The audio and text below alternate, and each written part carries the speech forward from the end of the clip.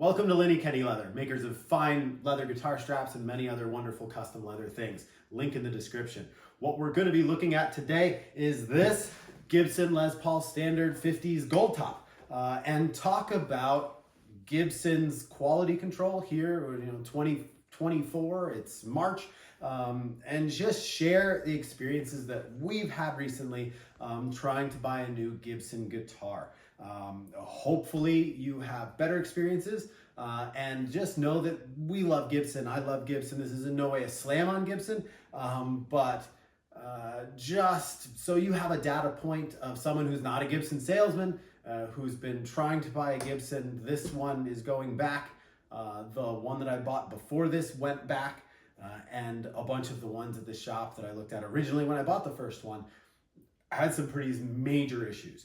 So I just wanted to share that with everybody. If you're curious, if you're shopping around, what it's like out there right now, and hopefully you get a laugh of it. And we'll do another video once this one goes back. If the next one, when that comes, and we'll do the same thing and do a bit of a deep dive and really take a good look at it. So where are we at and how did we get here?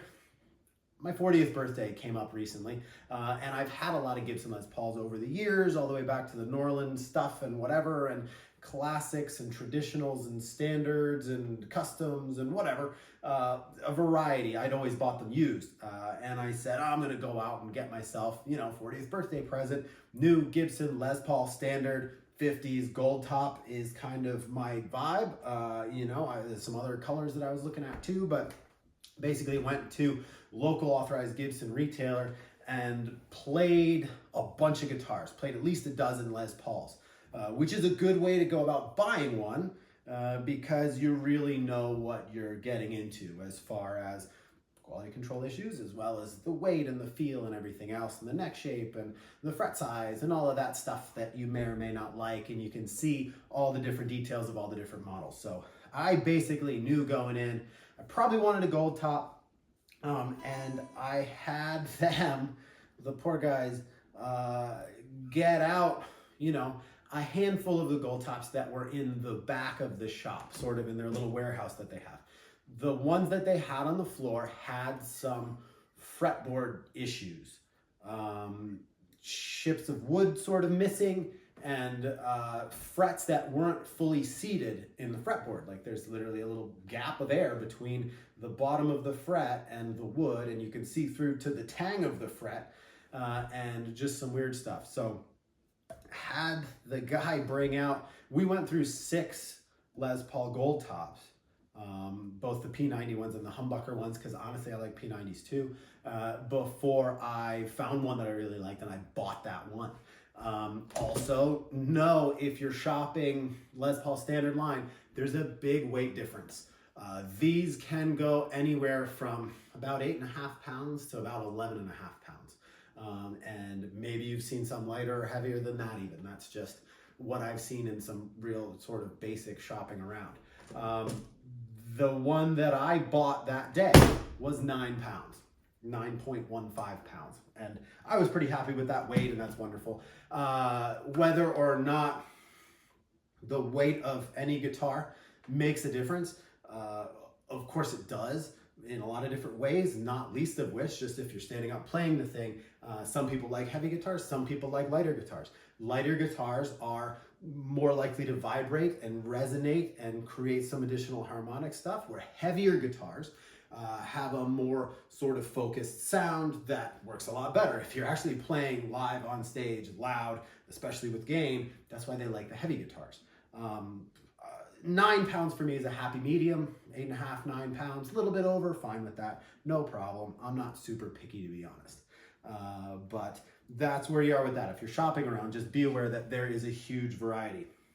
The first Les Paul Gold Top that I bought, he pulled it out of the back room. It was in the box. We cut the tape, took it out.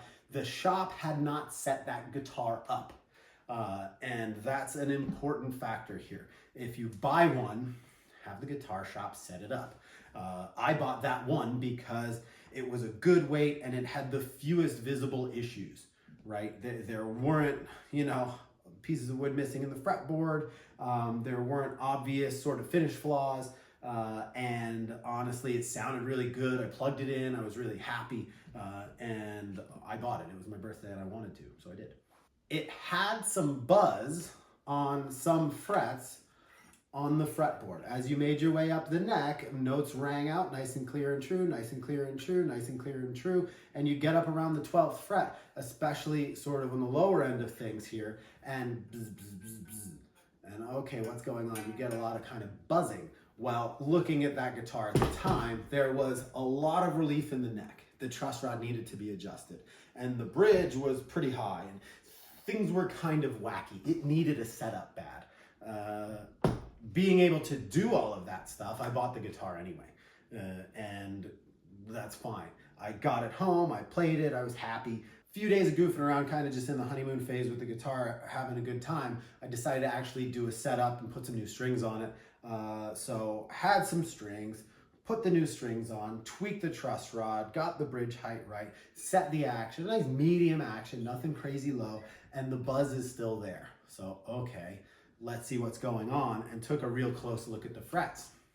And come to find out, looking at the fretwork on that guitar as well, a lot of them, some of them, had gaps between the fretboard wood and the bottom of the actual fret. Not super pronounced, but very much there, to the point where you could take something like a razor blade and kind of fit it in there. Maybe, you know, not quite a credit card, but maybe like a business card or something like that, where you could wedge it between the metal bit of the flat bottom of the fret and the wood. So that was a thing. And then I got a straight edge, and just, you can put a straight edge across 3 frets and rock it back and forth and see if there's any wobbling. And sure enough, that's how you can find high frets. And there were a handful of high frets, especially high up on the neck, which was causing the buzzing down below them. So if you have high frets up here, you're going to get buzzing down here, if that makes sense. And that was exactly what was going on.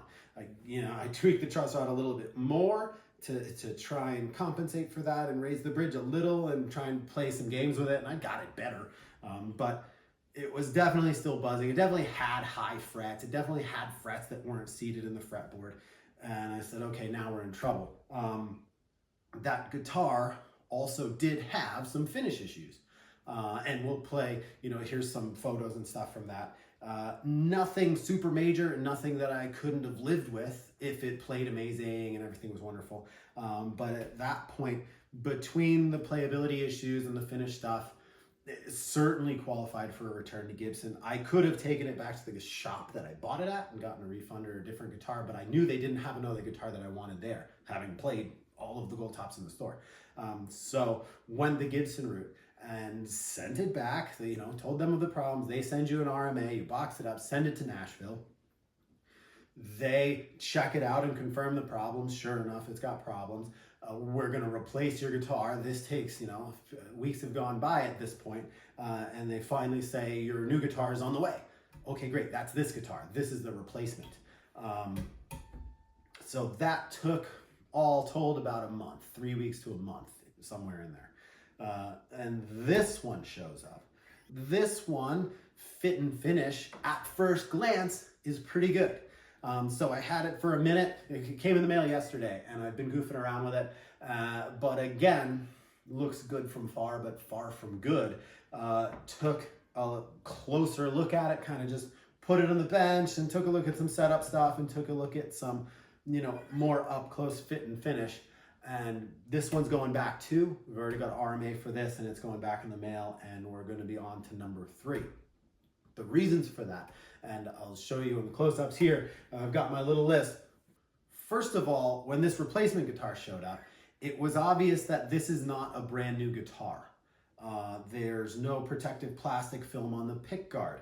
There are some marks on the pick guard and some, smudgies around the pickups and things and the bridge. And you can tell this guitar was played. Somebody took that film off and played the guitar, and, maybe they had an issue with it. Maybe it went back through the return shop. Maybe it's a refurb. Maybe it was a demo guitar. I don't know what this guitar was, but this is not a brand new guitar, straight from the factory. So, okay, I'm fine with that, you know. Depends. The other thing, anyone who has got a brand new Gibson, when you open the case, the nitro smell is like overwhelming. It's a really, really strong smell. And this one doesn't really have it. Like, sure, it does smell a little bit, but it's not at all like one of the brand new ones. The date on the back is 2024. It's the 15th day of the year, 12th day of the year. So January 12th, number 79 off the production line. So January 12th, and today here we are, and it's March 26th. So what life this led between the 12th of January and now, I can't say, but it wasn't just sitting in its case. That's fine, you know, is what it is. As far as some of the other stuff, just looking around and sort of playing with the guitar a little bit as you play it, you look down at these fret markers, the black dots, and at first I thought they were like D-shaped and not round, but what has happened is somehow the clear coat has cracked on every single one of those fret markers.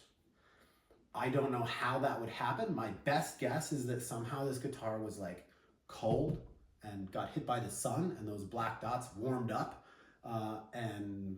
you know, there was some expansion or something going on. The heat cracked the clear coat on each and every one of these dots.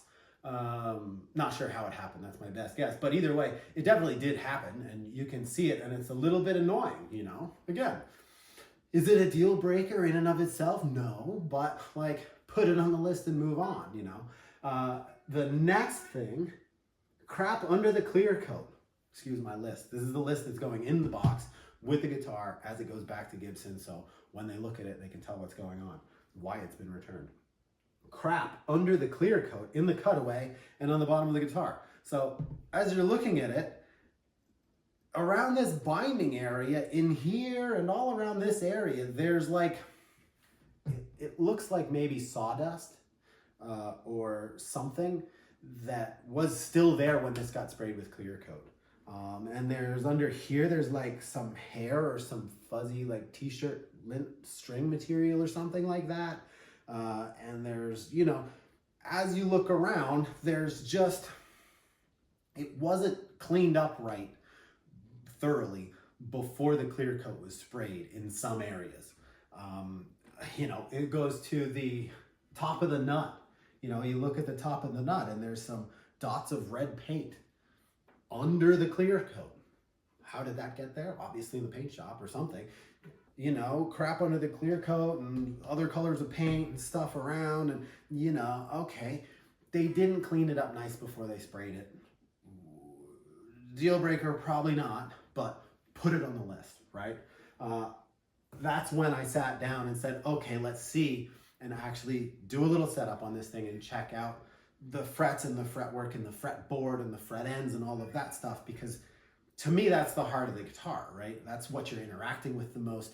It's the feel of the whole thing, and this is the part of the guitar that you play.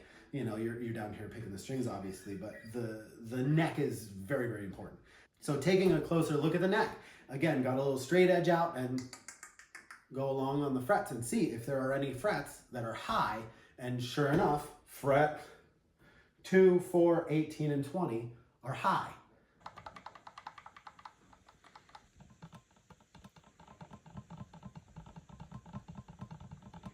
You can easily tell that they're not level. And again, up here, you know, that 18th and 20th fret being high is going to definitely cause buzz down in the lower areas as you're playing. If you lower the action at all. It's got a decent action on it right now. I might lower it just a little. And it doesn't buzz right now, but why would you deal with it? You know, these get plecked at the factory. It should be perfect, and you shouldn't have high and low frets that maybe, you know, need to be dressed, need some work, need to be leveled. Again, it's a brand new guitar that you just paid a lot of money for. Why would you play that game? All right, fifth on the list, frets 7 and 9, not fully seated in the fretboard. Super common with lot of the Gibsons that I've seen, if you take a close look, the bottom of the fret does not hit the wood. And you can see underneath it to the tang of the fret that should be down into the fretboard. And okay, you know, what's that gonna do to you? Is it gonna vibrate? Is it gonna affect the sound of the guitar? Probably. Either way, it's just not good for longevity. And it's something that you don't see on high quality guitars. It's something you don't see on Epiphone guitars, on Squier guitars. You know, I bought a all parts Strat Neck or Warmouth or any of these companies. Fender, you don't see frets that have a gap between the bottom of the fret and the fretboard. It's just something that doesn't happen, except to Gibson. And I don't know why that is, but this one's got it on, you know, the 7th and the 9th fret, which are frets that most people probably use a lot. The problem is you can't fix it without replacing the fret because it's been plaqued. You know, the frets have been leveled unsuccessfully, but either way, there's a gap between the fret and the fretboard. If you push that down, now the top of the fret's obviously going to come down. Now you don't have that material there, and it's going to have a low spot and it's not going to work out. You're going to have to replace that fret. So brand new guitar has 2 frets that need to be replaced. Again, not a good deal. And again, with neck binding, not the easiest thing. You know, I DIY a fret job on a Fender style guitar, something without neck binding, but something like this, it's a little bit more of a headache and something you might, you know, not want to undertake on a brand new guitar. So deal breaker, yeah, you know, between the frets not being leveled and the frets not being fully seated in the fretboard, now we're getting into, like, other than the blemishes, this guitar definitely needs to go back. 6th on the list, the sanding that was done after the frets were installed and the neck binding and everything. The sanding that was done along the edges here is abysmal.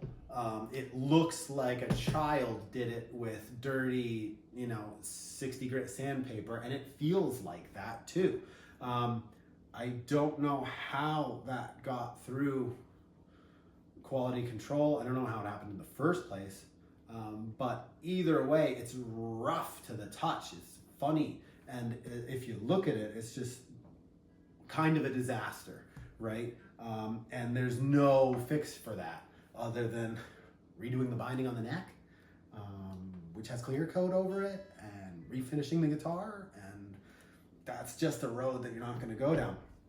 You could get in there and smooth that out, sure. You know, you could take some the 4-0 steel wool and make it nice, probably, and get something that you're happier with, but I don't know, and it's pretty ugly. So, deal breaker, yeah, not good. 7th thing on the list, working our way towards the end. Super nasty fret ends, especially on the treble side. What happens here is the frets are installed and the binding and everything, and then they go through, and as they do the fret ends and file stuff and trim the binding away and all of that, on the bass side, they did a nice job. You know, at first, because that's what you see when you first play it, you're like, oh, they did a nice job on all the fret ends. That's pretty good. And then you flip it over and it's disaster piece theater. Whether somebody was in training or end of the day, forgot their glasses, I don't know, had too much or not enough coffee that day, I have no idea, but bad, not good. Fixable, sure, you could get in here and, you know, do some luthery work and get some files, and you could clean it up a lot, but there are also places where too much has been removed and you can't put it back. So, like, the bits where there's extra material you could file away, but the bits where too much has been removed already, you're just going to try to smooth that out, and kind of, you know, you could end up with like a rolled feeling edge on it, and it might be kind of nice with some work, but brand new guitar, again, you shouldn't have to. Deal breaker, maybe, you know, I wouldn't mind tinkering with something like that for a while. But again, if it's a used guitar, or if it's like a, you know, B-stock guitar or something that's like a blemished thing and you got a great deal on it, yeah, you know, hey, if I got half price on this guitar, I'd keep it. But I didn't, so it's going back. Next thing on the list, number 8, crap in the control cavity, which usually doesn't matter, but underneath this panel, there's a bunch of crap built up to the point where this plastic piece is sitting super crooked and the corner of it's protruding out beyond the plane of the back of the guitar.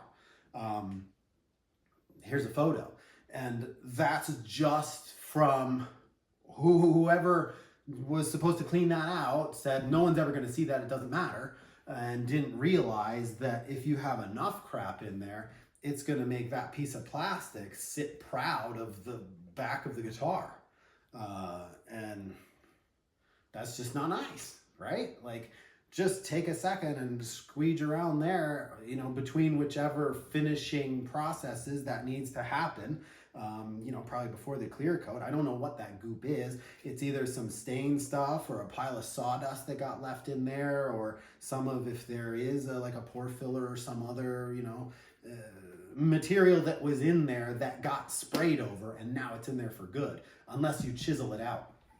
And to chisel that crap away is totally possible, but you're going to be breaking through the clear coat, and you risk, you know, if you did it roughly, you could damage the clear coat around that cavity corner probably pretty easily.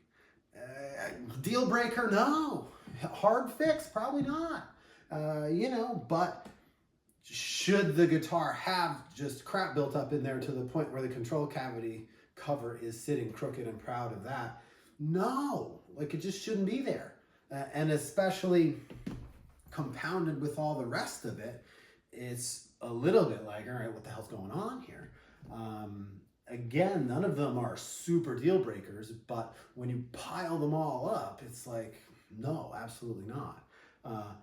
The last few things, and these aren't going on the list that's going back to Gibson, but just something to be aware of, especially with the gold tops and the solid finish guitars, is there's some lumpy top stuff going on where I don't know if when they sand this top carve, it's right, so it's CNC machined roughly to shape, and then it gets hand sanded afterwards. And whoever is doing that is not doing a good job of it on the ones that are getting used for gold tops. Maybe the other ones too, I don't really know, I haven't looked closely at them.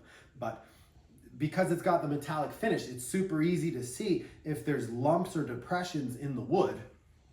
It's a little bit alarming, right? It's like, why? Why did that get sanded really hard in that one spot and make a low spot? Well, I'll tell you why, because it's that big long belt sander thing that they're using, and it just hung out there for a second and went right there. That's what happened. And it typically happens towards the edge here and towards the edge here, because again, watch one of the Gibson factory tours and you'll see the big strip sander thing, and they've got to like use a pad and push the thing down. It happens over here and over here because that's at the end of where you're sanding, right? So you're pushing down on the thing and you stop before the end, leaving a high spot, and you stop before the end, leaving a high spot, and creating a depression before the edges, because that's where you go and go and go, and you go like this, and you end up with divots here and here, and high spots, often with like sort of sharp-edged lines, where the dent in the wood ends up because of just a bad sanding job. Most finishes, you probably don't notice it, right? Like if this was a sunburst and the wood's all wavy and things are happening anyway, and you got different colors of paint, you know, you probably don't see it. But with a gold top and some of the other solid finishes, it's super obvious, and it's on all of them. I'm okay with it, right? Like I said, they're kind of all like that, but if you can see it and you know why it's happening, and like you can watch the people doing it in the video, and you're like, oh, well, why? With everything else, why? Doesn't make any sense. The last few sort of nerdy details, and again, it's sort of trying to Sherlock Holmes the history of this guitar. I don't really know. This binding was cleaned off, and then it was sprayed gold again, and then this binding was cleaned off again. I don't know how many layers of gold they do, and I don't know if they scrape the binding in between every layer, or if this was resprayed maybe, but it's obvious around the edges that it was sprayed gold and the binding was scraped, and then it was sprayed gold again and the binding was scraped again, because around a handful of spots on this guitar you can see through to the layer below. Do I care? No. You know, if it had no other issues, could I live with that? Absolutely. I'm willing to forgive many evils if this was a wonderful playing guitar that only had a couple of small, you know, warts and freckles and that kind of thing. No problem. But on top of everything else, like, is it a respray? What's going on? I haven't noticed it on any of the other gold tops. I haven't looked super closely, but this one is just more obvious. Maybe they just did a worse job of scraping the binding before it got its second coat of gold, and then they scraped the binding again, and you can see the evidence of that in a bunch of different places. So whatever. Deal breaker? No. Is it nice? No. It's going back. Last thing on the list, and again, this is personal preference, this one is over 10 pounds. And I was very specific with customer service folks and return people. Like, I went out of my way to buy a 9-pound Les Paul. Fine replacing it, finding the issues in the first one that went back. Please return with a 9-pound or less Les Paul. And they said yes. And what came is 10.2 pounds. So not again gonna cry a river, and I wouldn't mind, you know, 10 pounds, whatever, if it sounded amazing and it had no other issues, and it's just one more thing on the list, right? But that one is also a deliberate thing. And it's one of those things where it's like, somebody bought a brand new guitar and ended up having a bunch of issues. They end up replacing it, and that takes a month to happen. You said you're gonna send a 9-pound guitar, send a 9-pound guitar. So either they just didn't bother, it's probably what happened. I don't think they deliberately did it. I think they just didn't care. So we're gonna go through this all again. We're gonna send this back. I already got the RMA, and if you're interested in seeing what the next one looks like, subscribe to this channel. Check it out. Buy yourself a guitar strap. Check out linnykenny.com. Fantastic Italian leather guitar straps, custom art, bunch of cool stuff going on, lots of other leather goodies, link in the description. Until then, have fun, and we'll catch you next time.